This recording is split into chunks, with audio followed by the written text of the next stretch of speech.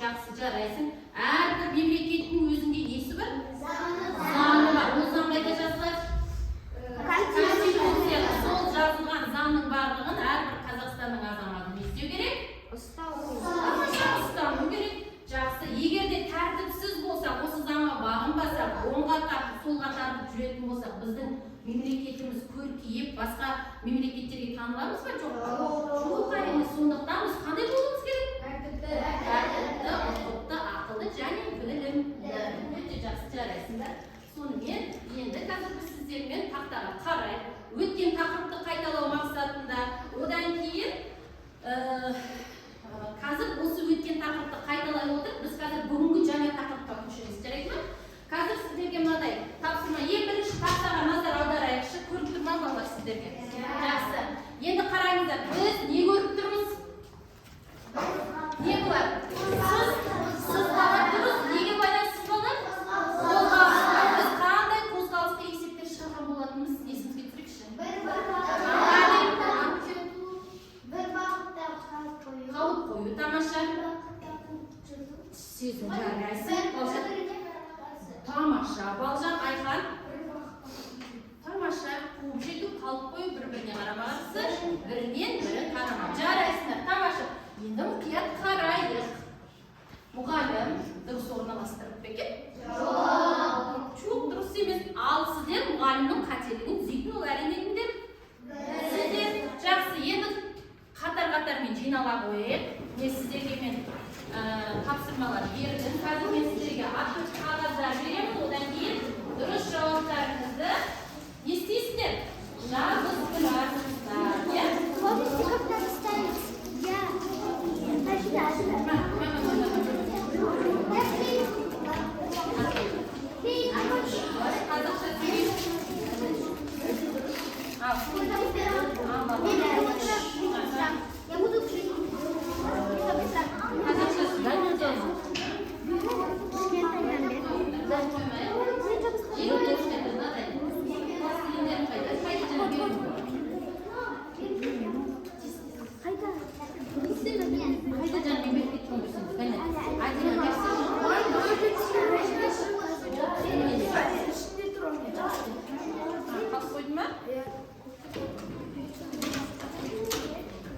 Жақсы. Есімізге түсіп жатыр ма? Қанша қашықтықта оқыдық, иә? Қайда істеп аяқта қалдыңыздар ма? Тезірек бар.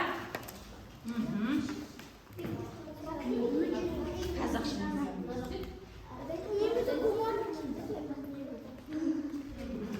Мұқият тексеріп қарап алыңыздар балалар. Қателік кетіп қалмасын. Тамаша. Үшінші қатар болдық, мен бір тексермеймін, иә? Не дейді? Бір бағытта қалып қою, бір бағытта қуып жету. Жақсы. Бір-бірінен қарама-қарсы, бір-бірінен қарама-қарсы. Жақсы. Енді маған балалар қастырыпты балалар. Қазір келесі топ тексерейік. Бір-бірінен. Так. Жоқ, мына сендер қателесіңдер, бір-бірінен қарама-қарсы емес. Мына жерде қалып керек. Қуып жету, мұнда қалып қою. Тамаша. Үзейміз қателік бар екен. Бір-біріне қарама-қарсы, бір бағытта қателік бар ма? Қараймыз. Тәртімдер, бір бағытта қалып қою дұрыс, бірінен бірі қарама-қарсы. Дұрыс. Мұнда қуып жоқ, дұрыс. Мен қателеспін. Жақсы. Сіздер үзеңіздер ма? Жақсы. Енді балалар, бағыттарын дұрыс таптық. Енді маған айтыңыздар, біз есеп шығарғанда көбінесе қателесетін қуып жету қозғалысымен бір бағытта қалып қоюды қалай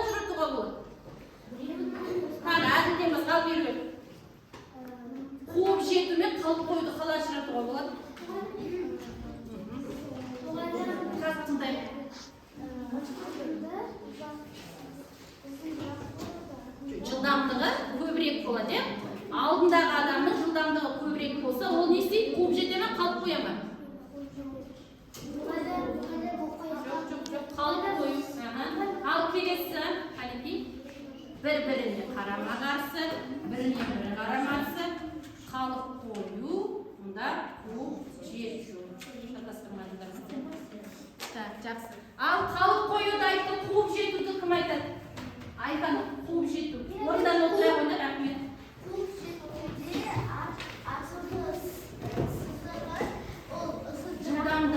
жылдамдығы көбірек болады. Алдыңғы адамның жылдамдығы азырақ. Рахмет, отыра қойыңдар. Тамаша, жарайсыздар. Енді қараңыздар, балалар. Қателіктер болды, қателіктеріңізді түзеуге тырыстыңыздар, жарайсыздар. Енді қараңыздар, кітаптарды ашпаймыз. Енді тақтаға қарай, мұғалімнің жасағаны қандай болды және? Қате болды. Біз қате деген сіздердің жасағандарыңыз міне дұрыстадыңыздар. Ал енді қате мен дұрысты біз математика тілде қалай етуші едік? Басқаша. Дұрыс емес дейміз тағы да. Жалған деп айтуға болады. Ал ақиқат дейміз, немесе дұрыс дейміз. Тамаша. Сонда қалай ойлайсыздар? Біз өткен тақырыппен жаңағы тақырыпты байланыстыра отырып, біз бүгінгі өтетін тақырыбымыз қандай болады деп ойлайсыңдар сонда? Ақиқат пен жалған пікірлер туралы болады. Жақсы. Енді ол жалған мен ақиқат пікірлер әрине қандай мазмұнда болады? Қазақ тілі мазмұнда ма? Математикалық ба? Ағылшынша болады. Математикалық мазмұнда, математикалық мазмұндағы, ал жалған және ақиқат пікірлерді не істеуіміз керек біздер? Жаңа сіздер менің қателігім бар екенін тауып алдыңыздар, өздеріңіз түзедіңіздер, не істедіңіздер сіздер жаңа? Түзедік, не істедік? Жалған мен ақиқатты не істей білу керексіңдер? Дұрыс ажырата білуіміз керек бүгін. Жақсы, сондағы бүгінгі сабағымыздың мақсаты да жалған мен ақиқат пікірлерді не істей білу керек? Ажырата білуіміз керек. Жарайсыңдар, тамаша, өте жақсы балалар. Енді бірден қазір сіздермен оқулығымызды ашамыз. Бізде оқулықта 46-шы бетте. Аштық па? 46-шы бетте бірінші тапсырма бар. Бүгінгі біздегі қалыптасушы бағалау, яғни баға қоюды біз мынадай ұлттық құндылығымызды ұмытпайық деп қазақи оюда бағалайтын боламыз. Барлығымызға шкала тағы жетті ма? Жетті. Жақсы. Енді бізде тапсырма мынадай. Әдемі оқыңызшы оқулықтағы тапсырма. Жер сілкінісі кезінде деген сөздермен өз пікірімді құрастыр. Олар қандай пікірлер болады? Тамаша, жақсы. Енді біз неше сурет көріп отырмыз? Сурет көріп отырмыз. Сіздерге мынадай сөзді қолдан дейді. Жер сілкінісі кезінде. Осы жер сілкінісі болсын, жаңағы су тасқыны болсын, қатты жаңағыдай жолды борап жауып қойса, біз дүниетану сабағында өттік. Біз бұны не деп айтамыз? Катаклизм дейміз, Енді осы катаклизмге байланысты олардың сақтау ережелері бізді алып, біз қандай сабақтарды өттік? Дүниетану сабақтарында сосын тәрбие сабақтарын өткен болдыңыз. Жақсы. Енді қазір сіздер барлығымыз бағалғымыз келеді ғой? Енді менде мынадай сіздерге егер де бүгін 10 балл жинаған балаға мұғалімнен тосын сый болады сендерге. Барлығымызда 10 балл алғымыз келеді ме? Әрине, жақсы, тамаша. Олай болса барлығымыз бірінші тапсырманы орындаймыз. Қазір бір-бірден тұрамызды, мына сөзді пайдаланамыз. Жер сілкінісі кезінде, мысалы, заттардан алсақ керек деген сияқты. Жақсы, меруерттен бастайық. Сосын дұрыс десек, сіздер бірден бір балдарыңызды қойып аласыздар, ал кеттік меруерт. Жер сілкінісі кезінде стель астында жасырыну керек. Тамаша. Бір балалар, қане, Аружан, сіздікі. Сілкінісі кезде есіктің жақтауында тұру керек. Тамаша, жарайсың, бір балалар ғой. Жер сілкінісі кезінде ғимараттан сыртқа шығу керек. Тамаша, бір балалар ғой, Бетина. Жер сілкінісі кезінде заттардан алысырақ тұру керек. Тамаша, жарайсың, бір балалар ғой. Келесі біз әдемін тұтымыз. Жер сілкінісі кезінде стель астына жасырыну керек. Тамаша, бір балаларымыз. Жер сілкінісі кезінде есіктің жақтауында тұру керек. Тамаша, жарайсың, бір балалар ғой. Ал Ясмин. Жер сілкінісі кезінде ғимараттан сыртқа шығу керек. Тамаша, жарайсың бір балалы Гүлнұр. Жер сілкінісі заттардың алысырақ тұру. Жер сілкінісі кезінде заттардан алысырақ тұру. Жарайсың бір балалы Ербол. Жер сілкінісі кезінде үстелдің астына жатқызу керек. Тамаша, жарайсың. Жер сілкінісі кезінде есіктің жақтауында тұру керек. Жарайсың. Тамаша, Жер сілкінісі кезінде ғимараттан сыртқа шығу керек. жақсы. Тамаша. Жер сілкінісінде заттардан алысырақ тұру керек. Жақсы. Тамаша. Келесі үшінші қатар. Жер сілкінісі кезінде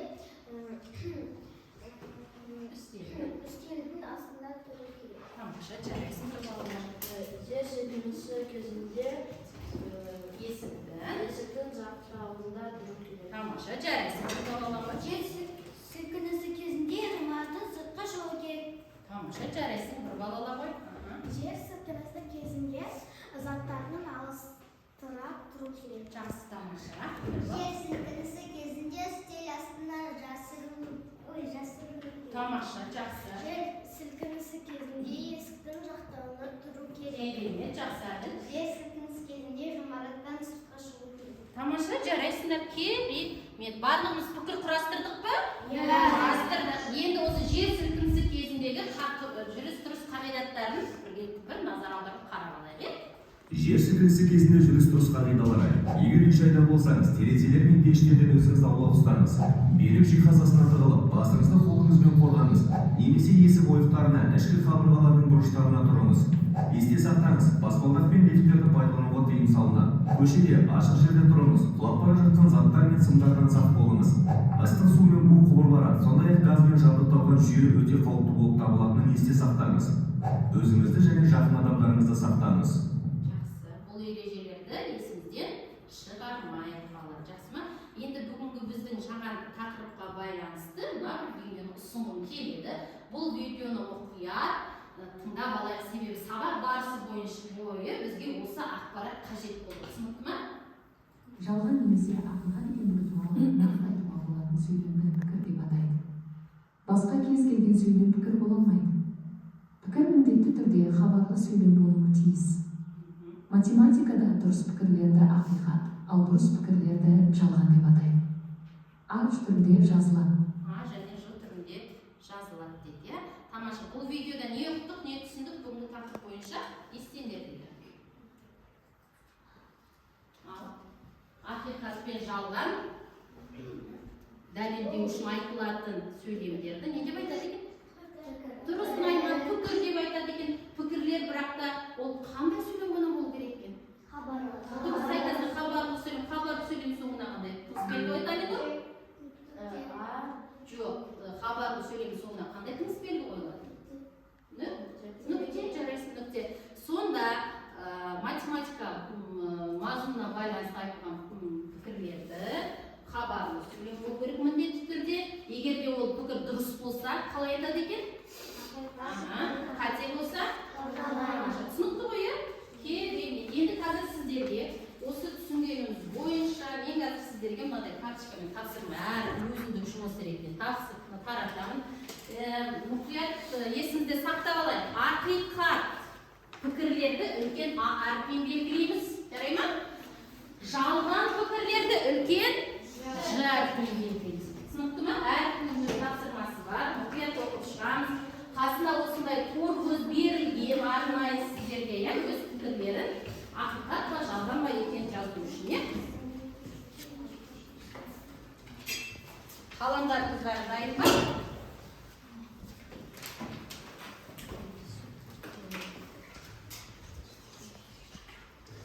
Жалған немесе Ақиқат пікірді тапсаңыздар 1 балл, жалған пікірді тапсаңыздар 1 балл. Сонда 2 балл аламыз осы тапсырмаға. Жақсы. Оқи ғой, қане? 15 саны 5-тен 3 есе артық ақиқат. Жақсы. Қалған орындады ма? Жақсы, қалған айтып өтім, мүмкін әлі орындамаған балалар бар шығар, иә? Жақсы.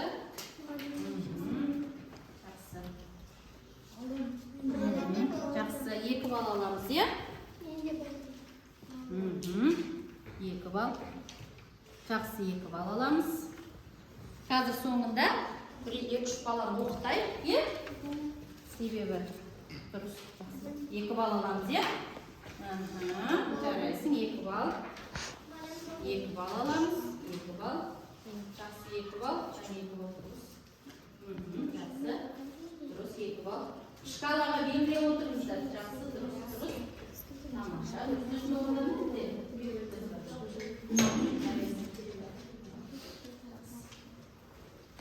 Бардыңыз болдық. Қане бірінші қатарда маған Медина оқып бер өзіңнің жазғаныңды тексеріп алайық балалармен, е? Бірінші пікірді Айханым оқып кетті, екінші пікірде бастауға болады. Теңдеуді шешу дегеніміз оның түбірін табу ақиқат. Дұрыс па? Иә. Тамаша, жақсы, үшіншінің сезімі ғой. Кез келген шаршы тікбұрышты болып табылады.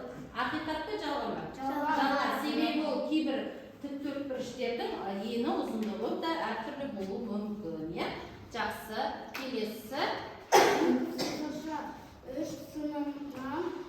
Үш санынан кем дейді. Бұл ақиқат па жалған ба? Жалған. Себебі бізде нақты теңеу берілмеген, е? Біз оның түбірін белгісіз санды нақты үш пе, үш емес пе біз білмейміз. Жақсы. Балдарымызды алдық па? Жаңа мен сіздерге әрқайсыларыңызға жақындадым. Екі бал, сонда барлығы бізде қанша бал болды? Үш бал. Тамаша, жарайсыздар. Енді қазір бізде жұптық жұмыс болады. Қасымыздағы жұбымызбен оқулықтағы 47-ші беттегі номер 3-ке назар аударамыз. Қазір біз дәптерге, сосын дәптерді ашып, бүгінгі күнді жазып қойыңыздар, қаңтарыңыз 26-сы сынып жұмысы, парақларына дайындап қойыңыздар. Жақсы. Енді қазір жұптық жұмысқа былай жасайсыздар. Черновиктеріңіз бар ма? Тамаша. Қазір сіздер мына жерде берілген математикалық есептердегі салыстыру, теңсіздік, теңдіктердегі осыларға сіздер не құрастырып жазасыздар? Пікір құрастырамыз. Бұл пікір жалған ба, немесе ақиқат па? Бұған назар аудармаймыз. Ең бастысы осы бойынша сіздер маған пікір жазып бересіздер. Содан кейін барып біз табамыз, бұл жалған пікір ма, немесе ақиқат пікір ма? Түсінікті ма? Мысалы, біріншісіне көмектесіп кетеді. Қалай жазуымызға болады? Қалай? Біріншіге қандай пікір жалған? Еркежан.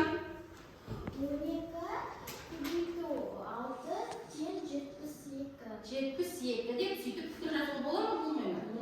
Болады. Соған қарап отырып, жаңағыдай осыған қарап отырып өзіміз пікір жазамыз. Ал кеттік. Жұбымызбен жалғыз емес, қасымыздағы адаммен ақылдасып отырып бірге жасаймыз, е? Әділ, сен енді өзің жасай аласың ба? Иә, пікірді дәптерге жаза беріңіздер. Сосын ол ақиқат па, жалған ба, қасына белгілейміз сосын.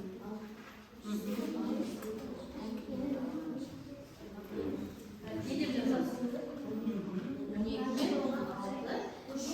12 мен 6-ның көбейтіндісі, цифрмен жаза, сандарды цифрмен жаза беруге болады балалар.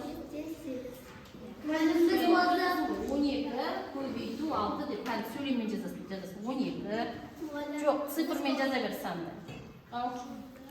Жоқ, сөйлеммен пікір айттық қой. Хабарлы сөйлем болу керек. Қазақ тіліндегі біз сөйлем болып жазуымыз керек қой. 12 деп санмен жаза бер. 12 санды жаза бер. Цифрмен жаза бер. 12 мен көбейту деген сөзбен жазасын енді. Сөйлемдерді, пікірлерді кәдімгі сөйлем болып жазамыз балалар. Тақтада тұрғанды көшіріп бермейміз. Біз пікір жазып жатырмыз ғой.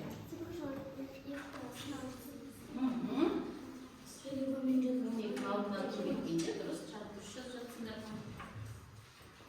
Енді міне Медина енді дұрыс болып сіздер пікір. Сіздерде дұрыс болып жатыр.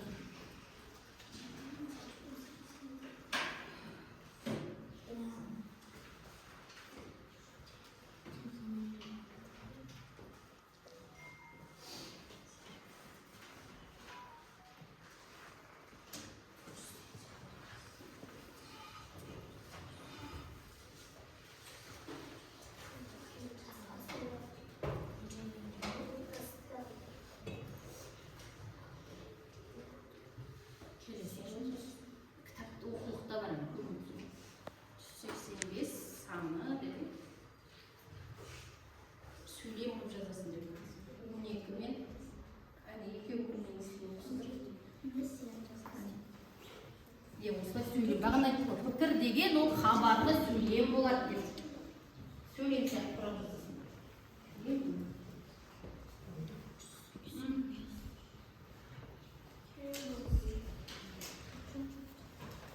Әділ бізде жарайсың деген бірінші болып жазып жақсы. Мына жерде сіздерге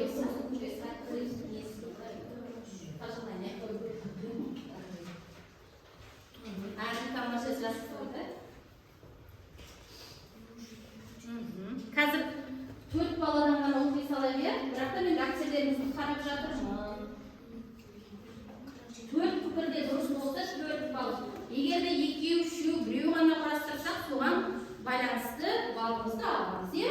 Так, әрі жазды 12,77-ге, Сандос жетелер кейін, санынан кейін. 47 мен сан айырмасы жүсіп тең болады. Тамаша 4 балл қоя бір. Уже қоқыты ма? Жылдамдатамыз. Жақсы.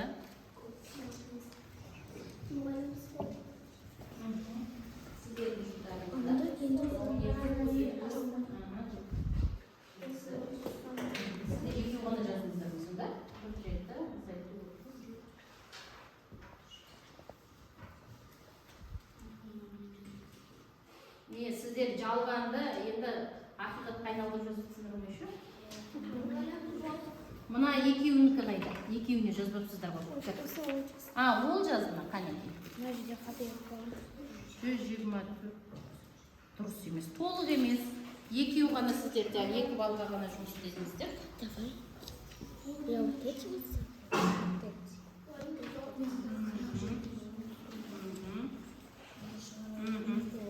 Жақсы.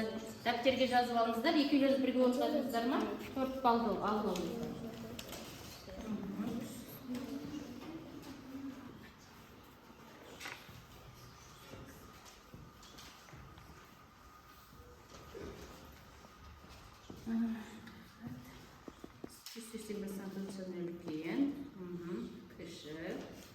Жақсы. Және бұл қандай екен тауып көресіздер, жарайсыздар. 4 балл аламыз, е? 4 пікір жаздыңыздар, сіздер 4 пікірде дұрыс. Және күндерге сіздерге 2 балл дедім мен, екеулеріңіз 2 балл ғана. Қазір оны түреміз. Тез жылдам аяқтаймыз, балалар. Біреу 180.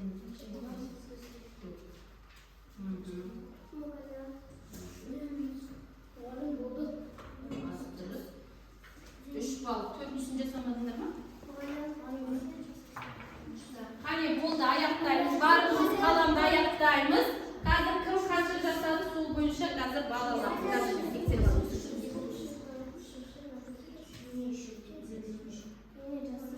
180, 47 азайтудан түсіна ма? 185, 97. Жоқ, мына жерде сөйлеп толықтырып жазу.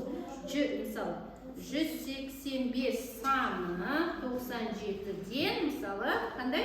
Артық деп қосу керек еді. 324 кем 305-тен белгінің орны сөздер жазу. Жақсы, қарап шықтым, кімге қанша балл екенін айтылды, бірақ та біз қазір оқып кетейік. Бірінші пікірді кім оқиды бізде? Оқышқане, кім оқыған жоқ бізде? Ала, Меруерт, бірінші пікірді оқи ғой. 12 көбейту 6 тең 72, ақиқат. Жақсы. Келесі екінші пікірді кім оқығысы келеді? Ал Айқаным, екінші құрған пікірді. 185 97-ден көбірек ақиқат. Жақсы. Ал әділ үшінші пікірді оқиды. 324 305 санынан кем. Жақсы. Бұл қандай ақиқат па, жалған ба? Жалған. Жақсы. Келесі соңғыны кім оқиды? Ал Алинұр соңғысын оқысын ба? 47 азайту 39 тең 8 ақиқат. 10 тең 18 деп жазу керексің. Кітапқа қарап, е? 18. Бұл қандай пікір болады? Кітаптағы жалған, тамаша. Бірақ бұл бала жалғанды ақиқатқа ауыстырып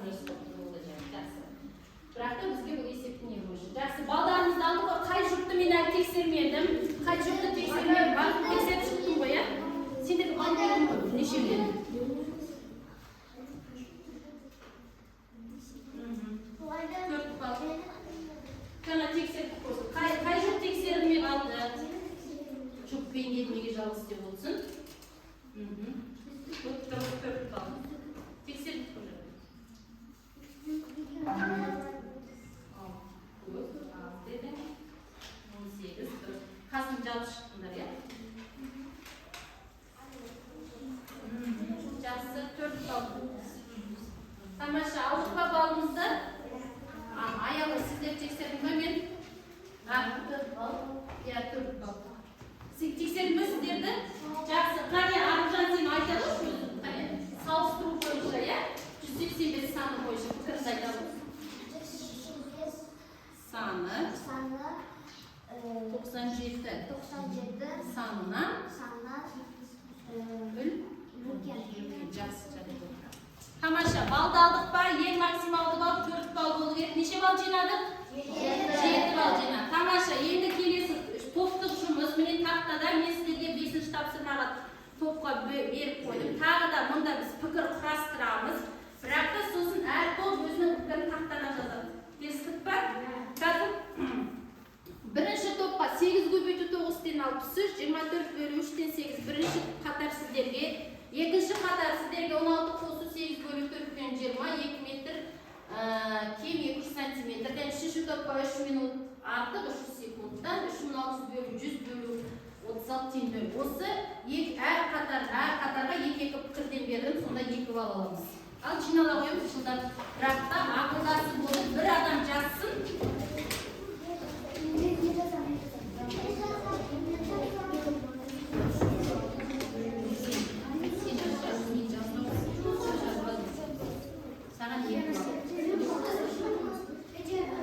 Екеу ғана не? Екеуіне ғана.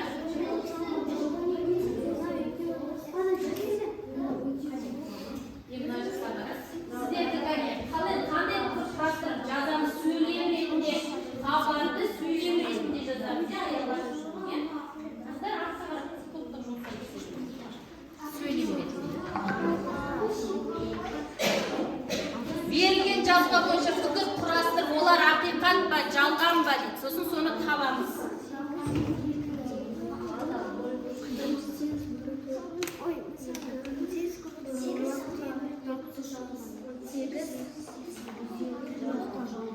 Болды. Жарайсыздар қазір. Қазір сөйлем бұл жазып отырмын ғой. 16 саны.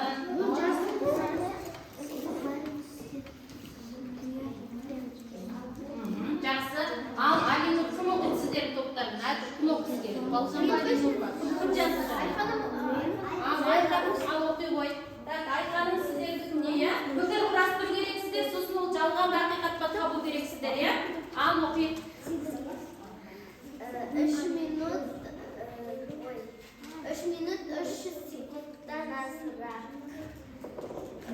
3 минут 300 секундтан азырақ демейміз, кем дейміз, иә? Кем. Жалған ба ақиқат па? Ары қарай. 3600 бөліп 100 бөлу 36 ақиқат. Жоқ, сен сіздерден 0 деп тұр, иә? Бұл жалған, сіздер бұны ақиқатқа ауыстырып жатырсыздар ма? Жақсы. 2 бал топқа барлығы жұмыс істеді ме? Жалғанды ақиқатында жазса. Екеуінде жасадыңдар ма? Енді топта барлығы жұмыс жасады ма? Бәрі пікір қосты ма? Жақсы, 2 бал аламыз. Жарайсыздар. Сіздер болдыңыздар ма? Жақсы, үшінші қатар керемет. Ал оқи қойып қане, Адема сен оқисың ба? Оқи қой. Мерует оқышыма оқи қоям.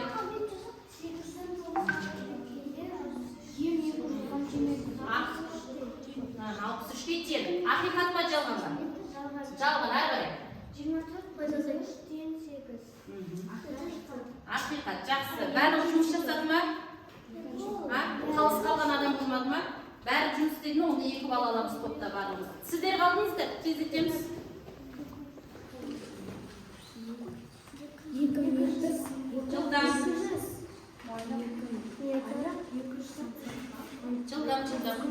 2 бал. Қанша бал болды? 9 енді 1 бал ғана бар, иә? 10 бал жинаған балаға мұғалімнен не бар? Сосын сыйы бар, соны ұмытпаймыз, иә? Бізге 10 балға жақындап қалған балдар бар ма? Тамаша. Жақсы, керемет. Болдыңдар ма? Кім оқиды? Сезім оқи ғой? Біріншісі 16 санын қосып 8 болды. Бөлді 4-ке тең 18 болады. Себебі бірінші қосасыздар ма? Бөлдіңіздер ме бірінші? Бөлді. Яғни сіздерге тақтада берілген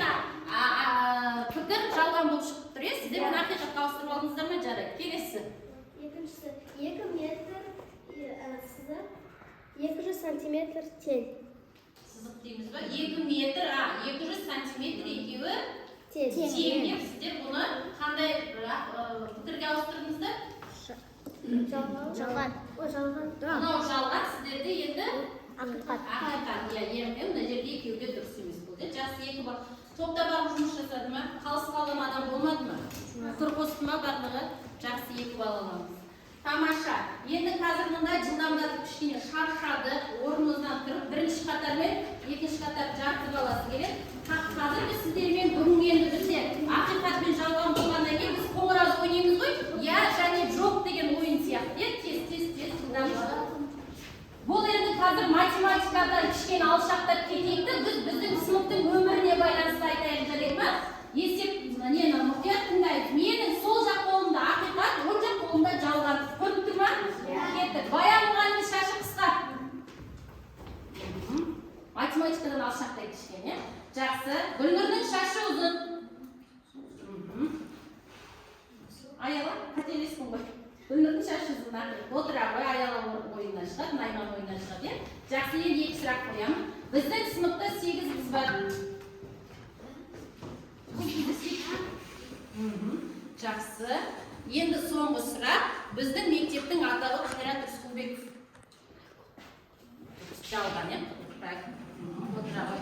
Ақиқаттың жалған пікірді не істеу керек? Ажырата білу керек. Тез. Дайынбыз ба, жылдамдатамыз. Келесі. Міне, менің сол жақ қолымда ақиқат, оң жақ қолымда жалған. Жақсы. Ерназардың фамилиясы Сұлтанбек. Жақсы. Ясминнің шашы ұзын. Жақсы. Біздің сыныпта 12 қыз бар. Жақсы. Бүгін бізде қонақта 30 адам отыр. Жалған, жалған. 30 адам емес, азырақ адам. Жақсы, отыра қойыңыздар. Тамаша. Біраз сертіп алдық па? Біз қоңырауда осы жоқ деген ойынды ойнаймыз. Енді қазір сіздерге соңғы тапсырма. Бұл да сіздерге енді топтық жұмыс емес, жұптық жұмыс қылып алайық. Енді сіздерге мынадай тапсырма. Есеп берілген, осы есепті мұқият оқимыз, және осы есептің ішінде тақтаға жазбадық өтінекті жазамыз. Есептің шартын оқимыз, мұнда артық мәліметтер бар. Сол қайсысы мәлімет артық, содан кейін осы есептің шартына байланысты сіздер өрнек құрап жазу керексіздер. Сіздерге тек қана сіздерден сұралатыны өрнек құрап жазасыз жұбыңызбен бірге. Жарай ма? Тек өрнек құраймыз, сосын мен сұраған кезде қай мәлімет артық екенін айтасыздар. Өзіміз оқып аламыз, дәптерге орындаймыз. Бұл бізде 6-шы тапсырма. 48-ші бетте. Қазір өрнекті тақтаға жазамыз, 6-шы тапсырма.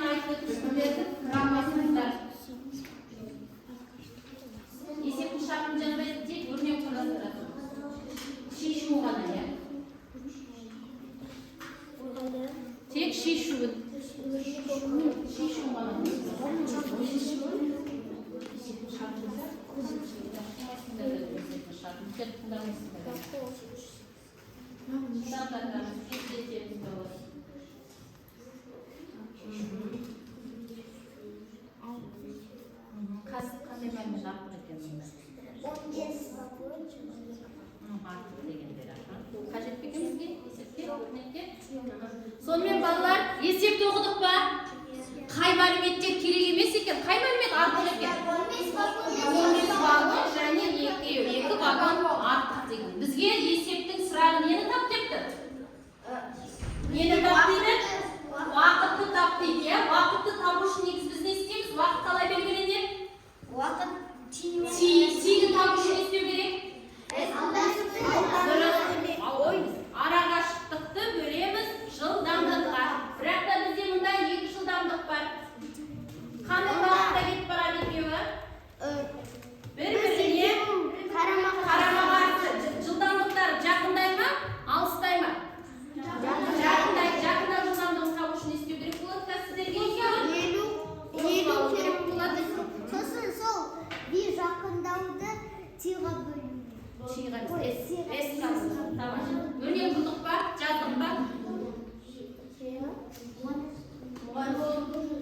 қайда өрмектер? Жақсы, құрып қойыпты ек қыз. Тамаша. Бір балдан аламыз. Қазір тақтаға сосын Медина жазасың, я, нөмір 6-ны. Әділ орындапты, өрнек құрыпты. Жақсы, 3 балаға бір балдан аламыз. Өрнек құрамыз, дұрыс орындады. Бірақтығынан бәрі бір неге қойып. Яғни істейсің, 880 дейсің, не? Жазау, 880 бөлу. Жақсы, тағда қай жүрді? Керемет, сіздерге де бір бал. Екеге бір орындандар ма? Жалғыздан орында өтсіңдер ма? Тамаша. Жақсы. Бір балдан аламыз. Сіздер болып қалдыңыздар ма? Сонымен артық мәліметті таптық. Керегін алып жатырмыз. Өрнекті құрастырып жатырмыз.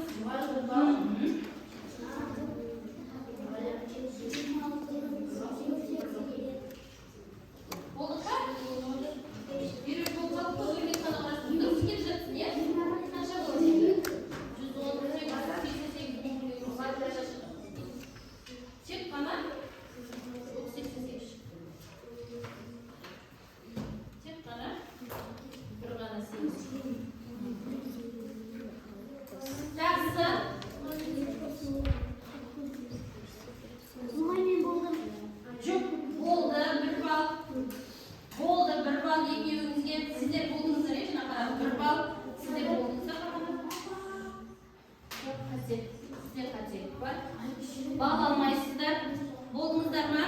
Екте бар, сізде отырсыздар. Айненді болдыңыздар. Болдыңыздар, бірге отырсыздар. Жақсы, енді Медина, тақтығы жаза қой, нөмір 6-ның жауабы. Жаңағы екі жұпта бал алмай қалды, я? Қалғандарын балдарын қостыңыздар ма? Дұрыс. Қалай жазды? Бұл теңдеуде 15 пен 880 дедің, жаза қойсын. Әдемі. 880-ді не істедің?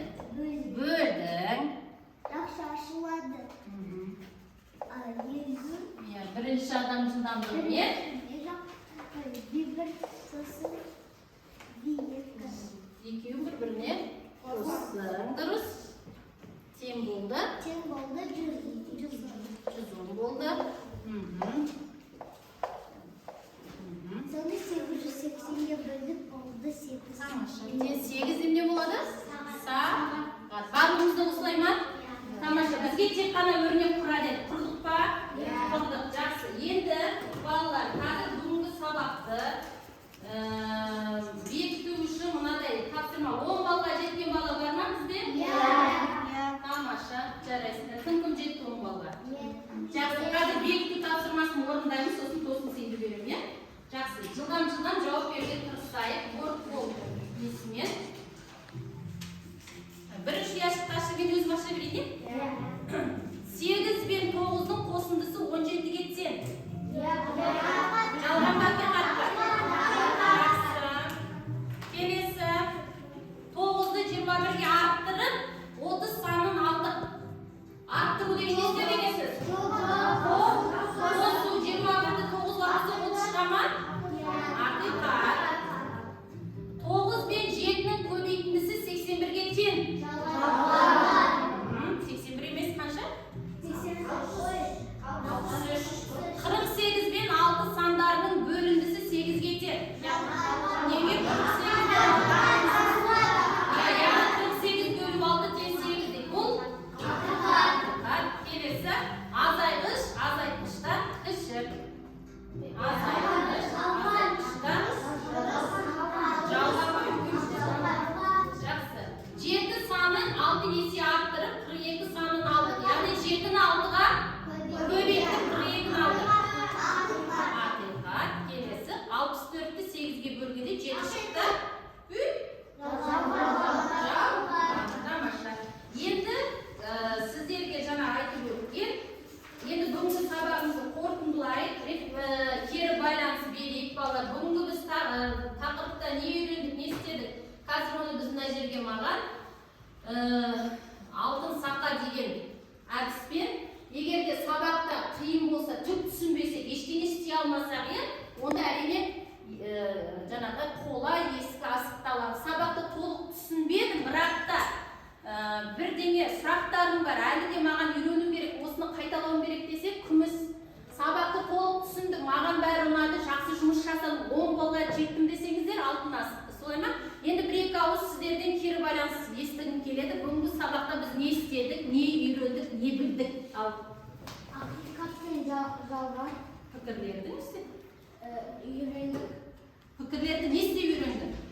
Оларды Салыстырып, қателігін тауып үйрендің. Жақсы, тағы да не айтады? Ал Медина, бүгінгі сабақта не істедік, не үйрендің? Бүгінгі сабақта біз жалған мен ақиқатты үйрендік. Маған бұл сабақ қатты ұнады. Жақсы, тамаша, ал айтады ма? Бүгінгі сабақта біз ақиқат пен жалғанды ажыратуды өттік. Ақиқат пен жалған пікірлерді ажыратуды білдік. Тағы да не істедік? Өзіміз не істедік? Берме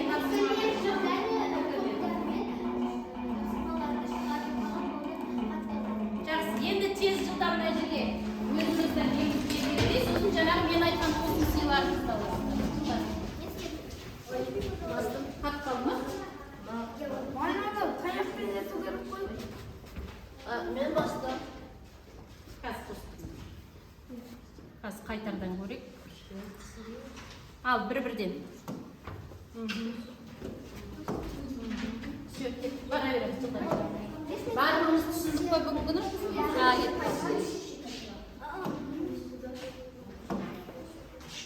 Көрінбей қалды ма? Жақсы, қайсысын таңдайсыңдар? Айта бермедім. Сен қайсысын таңдайсың? Алтын асықты. Жақсы, отыра берсен. Айта бермедім. Алтын асықты сен. Алтын асықты. Алтын асықты. Алтын асықты. Басқа асықтан да біреу бар ма? Нетпей қалды, істемей қалды емес. Жақсы, енді 10 балл алған балалар маған келіңіздерші. 10 балл кім алды? Енді бүгінгі сабақтан сіздер көп нәрсе үйрендіңіздер деген ойдамын. Менде мынадай тосын сый, купондар, біз сүйіп жақсы көретін купондар. Досымның көмегі 1+1 балл, қалаған орынға отырып, үй жұмысын орындап алды. Бір-бірден аламыз. Отырыңыздар. Кімде 10 балл? Тез, немене? Досыңнан көмек. Болды, отыра бер. Қалаған орынға отырып. Тағы біреу сосын қоңырауды таңдайық. Жақсы. Енді қазір қалған балалар қоңырауды аламыз, отыра тұрайық. Асманаға барамыз, сабақ осымен аяқталды. Ертең математикада. Қалаған орынға отыру. Молдың балалар,